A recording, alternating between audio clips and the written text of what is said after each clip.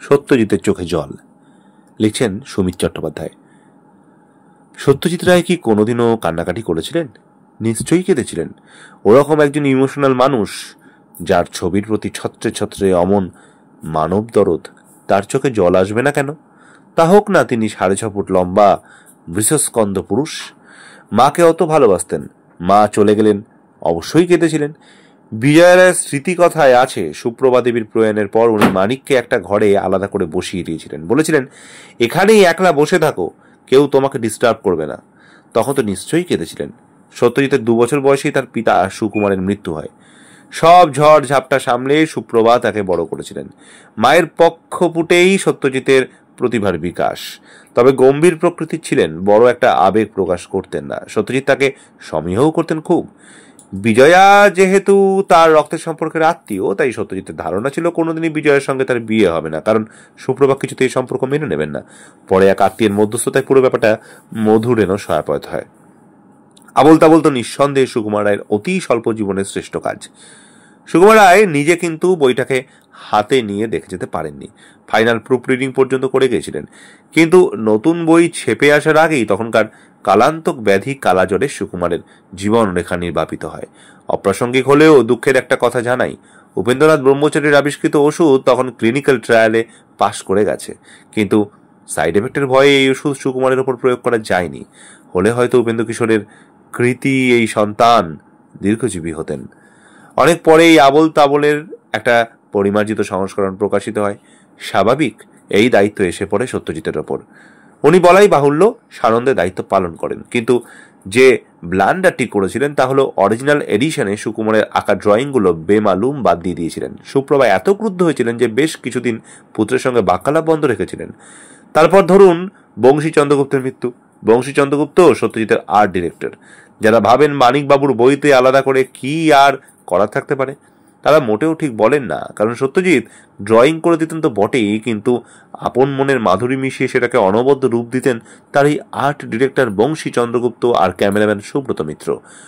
সুব্রতবাবুকে নিয়ে তো মহাভারত লেখা যায়। পথের পাঁচালীতেই ওনার প্রথম মুভি ক্যামেরা চালানো। তার আগে শুধু স্টিল ক্যামেরা চালাতেন।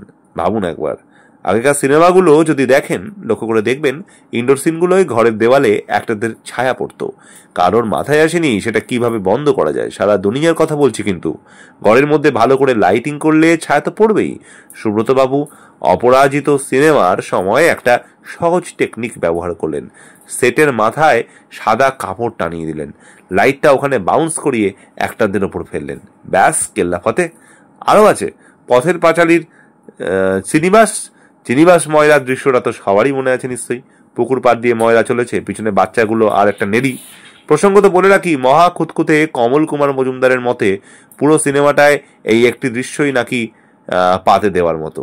যাই হোক, ওই দৃশ্যে একটা ভারী সুন্দর সেতারের পিস আছে। বাজনাটা কার বাজানো জানেন কি? আগে হ্যাঁ, সুব্রত মিত্র। কারণ বইটির যখন এডিটিং হচ্ছিল তখন আসল মিউজিক ডিরেক্টর বংশী শঙ্কর অন্য দেশে। সত্যজিতের শেষ দিকে সিনেমাগুলোয় যে মানিকের ছটা কিছু কম থাকতো, তার মুখ্য কারণ তো অবশ্যই রায়মশাইয়ের হার্টের অসুখ। ইসকেমিক হার্ট ডিজিজ হয়ে ওনার হৃদযন্ত্রের ইঞ্জেকশন ফ্র্যাকশন এত কমে গিয়েছিল যে ওনার পক্ষে বেশিক্ষণ দাঁড়িয়ে থাকাও সম্ভব হতো না ওই ইঞ্জেকশন ফ্র্যাকশনের জন্য। কাজ করবেন কি করে? কিন্তু বাজি রেখে বলতে পারি, এই সময় যদি ওনার 2 হাত সুব্রত আর বংশী থাকতেন, কাজের লেভেলটাই অন্যরকম হয়ে যেতে পারত।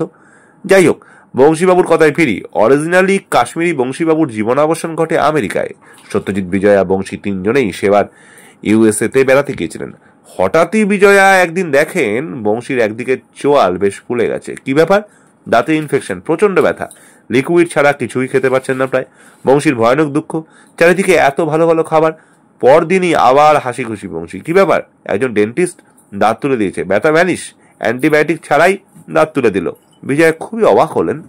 পরের দিন প্রবল কার্ডিয়াক অ্যারেস্ট হয়ে বংশীর মৃত্যু।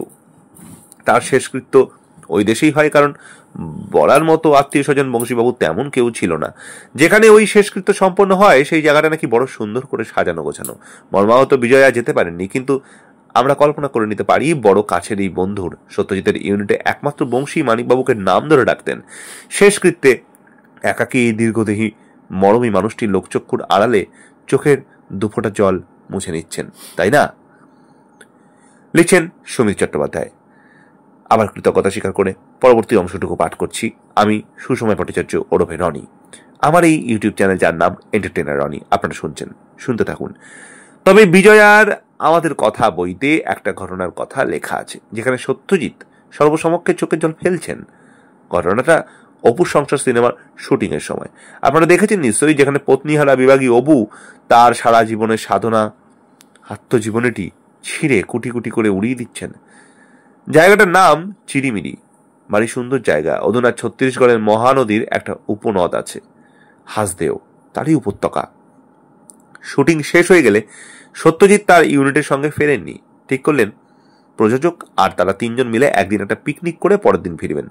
কিন্তু যেহেতু যেদিন পিকনিক, সেদিন সকালেই সত্যজিৎ এবং বিজয়ের পুত্র সন্দীপ ভয়ানক অসুস্থ হয়ে পড়ে। প্রবল জ্বর এবং সংজ্ঞাহীন অবস্থা। তাই অতি কষ্টে, এখানকার ভাষায় তৎকাল, টিকিট কেটে তিনজনে মিলে কলকাতায় ফিরে আসেন 2 দিনের ট্রেন জার্নি করে। এর মধ্যে ট্রেন পরিবর্তন করতে হয়েছিল। সন্দীপ 2 দিনই প্রায় অজ্ঞান ছিলেন। ট্রেনে মামস রোগী উঠে পড়ায় তাদের জোর করে নামাতে হয়েছিল এবং এই পুরো কাজটাই বিজয়াকে একা হাতে সামলাতে হয়েছিল। সন্দীপের সংজ্ঞা আসে তাও কলকাতা পৌঁছানোর পর। কাজেই তার থেকে তো হেল্প পাওয়ার কোনো প্রশ্নই ছিল না। সত্যজিতের অবস্থাও হয়েছিল বড় করুণ। তিনি এত পাজলড হয়ে গিয়েছিলেন যে তাকে দিয়ে বিজয়া প্রায় কিছুই করাতে পারেননি। এমনিতে বিজয়া রায় অল্পেই ইমোশনাল হয়ে কান্নাকাটিতে অভ্যস্ত ছিলেন, কিন্তু এক্ষেত্রে কিন্তু হয়েছিল উল্টোটা। সত্যজিৎ ছেলেকে কোলে নিয়ে বসেছিলেন আর চোখে জল ফেলছিলেন। বড় ভালোবাসতেন যে পুত্রকে। মারা যাওয়ার আগের দিন সামান্য চেতনা ফিরে পেয়ে সন্দীপের হাত ধরে আবেগ মথিত কণ্ঠে শুধু বলতে পেরেছিলেন, বাবু, আমার বাবু, যেন পুত্রের থেকে শেষ বিদায় নিচ্ছেন। 23 এপ্রিল 1992 ছিল আমাদের সবার চোখের জল ফেলার দিন। দিনটা ছিল বৃহস্পতিবার। আমি এটি সুস্মিতা ব্যানার্জির ফেসবুক পেজ থেকে সংগ্রহ করেছি, তার জন্য তাকে জানাই আন্তরিক ধন্যবাদ। সেই সঙ্গে ফেসবুককে জানাই আন্তরিক ধন্যবাদ, লেখক সুমিত চট্টোপাধ্যায়কে জানাই আন্তরিক ধন্যবাদ এবং আপনাদেরকেও জানাই আন্তরিক ধন্যবাদ। নমস্কার, খুব ভালো থাকবেন।